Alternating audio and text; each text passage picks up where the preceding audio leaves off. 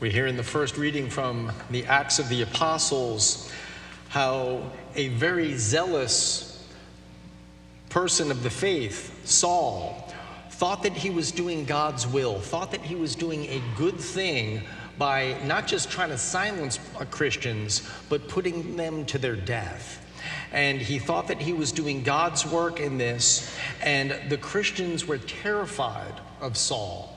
Then one day, he has this encounter with the risen Jesus, and he's literally knocked off his horse and struck blind. And Jesus speaks to him saying, "Saul, Saul, why are you persecuting me?" You're not persecuting just this group of people that think differently than you. You're persecuting me. And then he says, "Who are you, sir?" And then the reply came, "I am Jesus, whom you are persecuting." Now, the Christians could have responded in kind. They could have tried to destroy Paul before he could destroy them, but they didn't. That wasn't their way. Because of all of the many things that Jesus said, all of his different teachings, remember he says we need to love God above all things and love our neighbor as ourselves, but also in his Sermon on the Mount, he would give us what we refer to as the golden rule.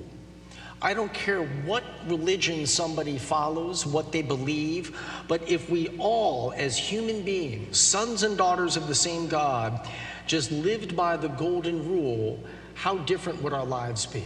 If we use that as the filter of all of our decisions, that everything flows through that filter of the golden rule, how different would our actions be? How different would our words be? What is the golden rule? Do unto others as you would have them do unto you. It doesn't say do unto others exactly what they did to you. So if somebody says a bad word to you or says something mean to you, you say something mean to them, or even worse. We've always lived in a culture, it goes all the way back to the first brothers, Cain and Abel. So we can't just demonize the present age and throw the blame on each other, but this is human tendency when we live apart from God. Do unto others as you would have them do unto you. And so we have to ask that question. When other people say, let's do this, let's destroy this, or let's do this, we'd have to ask ourselves, would we want someone to do that to our house? Would we want someone to say those words or do those actions to us? Would we want them to do that to our younger brothers and sisters or to our parents? And so that needs to be the filter that we look at everything. Saul, who was a rabbi, a Pharisee, should have known better that in that whole region where they were occupied by the Romans believed in many different gods. They had all sorts of different gods, much like the Greeks and the Egyptians and everything. But the one thing that the Romans did when they occupied Israel, particularly Jerusalem, they allowed the Jews to keep practicing their faith. They allowed the temple then to go to the temple and do all of their things because they realized that they can't convert them to their pagan gods of the Roman Empire, but they respected them.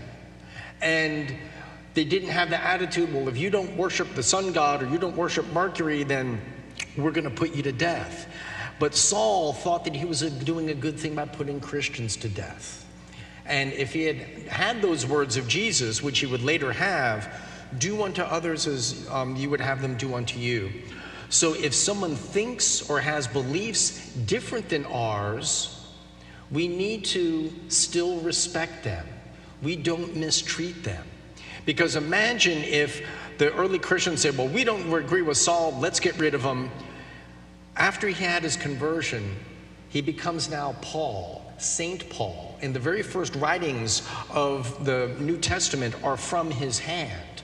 And he has brought billions of people to the faith since the time he died, not just through his writings, but through the witness of his martyrdom. And it makes you ask that question, why would someone that was previously persecuting the church, why wouldn't he now all of a sudden join the church? And that's why when we hear that Ananias was sent by the Lord to go anoint the eyes of one called Saul who's staying in this house, Ananias didn't want to do it. He thought it was a trap. He said, this guy's been, sending Christians to their death. And then he was told in a vision not to be afraid.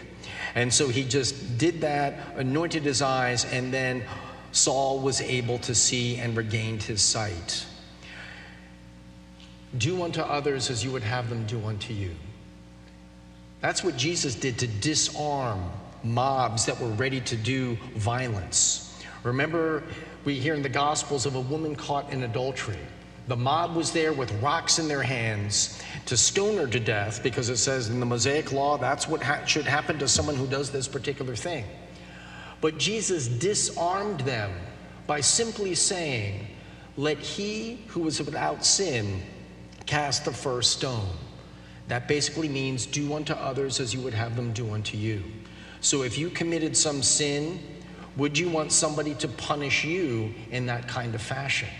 And it says that beginning from the eldest people down to the youngest, they dropped their stones and walked away. And so if we can just filter every thought, every potential action and word through that filter, do unto others as you would have them do unto you. Now, that doesn't also mean that we do things like we would want to have done to us, in the sense that, for example, if we say trip or fall or something like that, if we're not really hurt, we don't want maybe somebody to come up to us and say, oh, are you okay? We want them to pretend like no one ever saw that. And so maybe if we see someone just like stumble, we don't go up to them and say, oh, are you okay? But if you see someone that's hurt themselves and someone is bleeding or they need help, we can't walk by them. But that happens every day. And so if we were hungry and needed food, then we need to share our food with others, to always be looking out for others. I've shared this story before, but it's worth repeating. In the 8th graders, this will be the last time that you'll hear this. But I remember once when I was working here in Raleigh, and I was outside all day, and it was very cold, and it was just one of these cold, damp days. And I was just driving home, and I was just, focusing on just staying warm and just being inside. And then even though I had a nice coat and hat and gloves and all of that, I was still cold to the bone. And I'm driving down this country road, and there was construction. And then the guy that's holding the metal poled sign that says slow and stop, as soon as I got there, he turns it from slow to stop. And now I'm going to be late for where I was going. And so I'm looking at that sign that says stop, and I'm just waiting for it several minutes for it to turn so I can go again. And I wasn't looking at the person holding the sign. Actually, I was a little bit ill with him. Why couldn't he have waited? Because there's no one in back of me. Why couldn't he have just let the car ahead of me and me just go and then do it? And I'm judging him. Why did he do this to me? And then I'm sitting there for a couple of minutes, and the guy in front of me in the truck that was right in front of me rolled down his window and handed to the man a pair of gloves.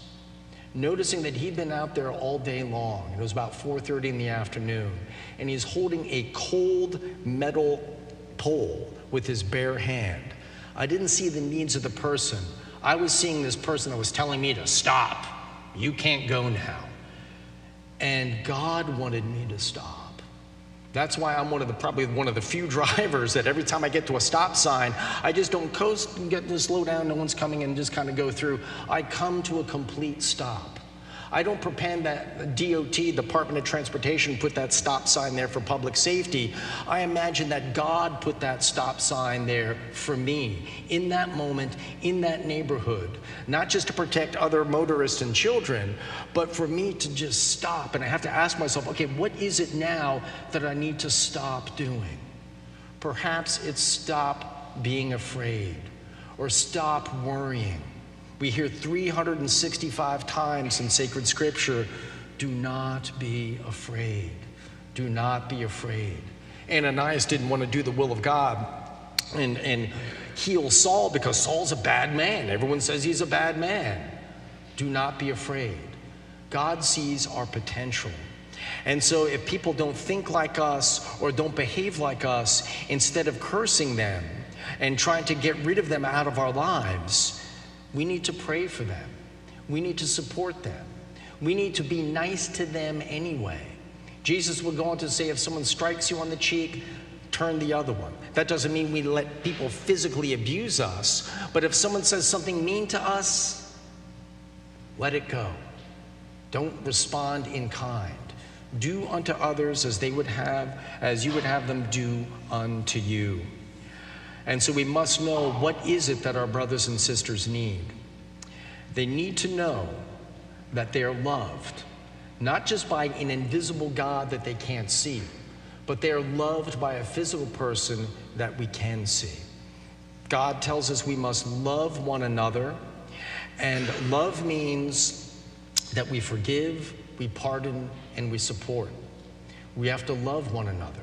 Interestingly, we don't have to like one another, and there's a difference. We hang around people that we like because they might have similar interests to us, or even they might be the exact opposite, but they kind of stimulate us and they lead us into a better version of ourselves.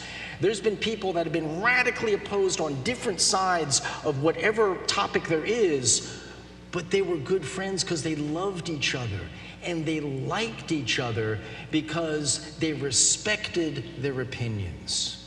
We're living in a world now that lacks respect for one another, but perhaps it's because we have a lack of respect for ourselves. And so of all of the many things that Jesus said, can we just focus on the golden rule, to let it be the filter that everything, every word, thought, and action flows through?